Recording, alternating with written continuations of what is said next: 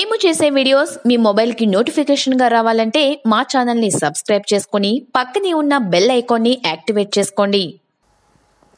Triple R ప్రముఖ దర్శకుడు, దర్శక ధీరుడు అని పిలిపించుకునే రాజమౌళి బాహుబలి తర్వాత చేస్తున్న ప్రతిష్టాత్మకమైన సినిమా ట్రిపుల్ ఆర్. ఈ సినిమాకి డివివి దానయ్య ప్రొడక్షన్ చేస్తుండగా రామ్ చరణ్, ఎన్టీఆర్ పోటాపోటీగా నటిస్తున్నారు. కొమరం భీం పాత్రలో ఎన్టీఆర్, అల్లూరి సీతారామరాజుగా రామ్ చరణ్ నటిస్తున్న సంగతి తెలిసిందే. వీళ్ళిద్దరూ కూడా స్వాతంత్ర సమరయోధులుగా పోరాటం చేసిన నేపథ్యంలో ఈ కథ సాగుతుందని రాజమౌళి చెప్పాడు. కానీ రాజమౌళి చెప్పింది చాలా తక్కువేనని ఎంతమంది అనుకుంటున్నారు?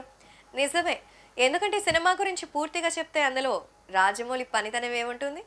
ఆయన చేసేవన్నీ ఇంద్రజాలాలు, మహేంద్రజాలాలు కాబట్టి ఎవరికి ఊహకందని ఊహాతీతంగా ఉంటాయి.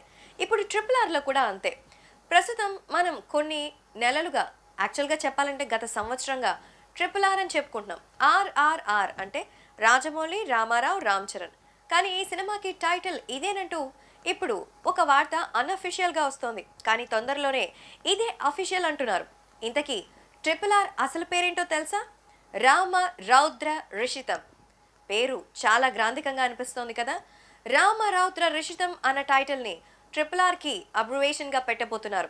మరి దీనిని ఇంగ్లీష్ అండ్ అదర్ లాంగ్వేజెస్లో వాళ్ళకి అర్థమయ్యేటువంటి లాంగ్వేజ్లో అనువదించడానికి కూడా ప్రిపేర్ అయిపోయారు. దీనినే రైజ్, రివోల్ట్, రివెంజ్ అన్న పేరుతో దీనిని కూడా డబ్ చేయబోతున్నారట. సో చాలా ఎక్సైట్మెంట్ అనిపిస్తోంది మెగా అండ్ నందమూరి అభిమానులకి. ఎందుకంటే ఈ పేరులో కొంచెం కన్ఫ్యూషన్ ఉంది. ముందుగా రామరావణ రాజ్యం అనుకున్నారు, కానీ ఇది చాలా సింపుల్గా అనిపించలేదు.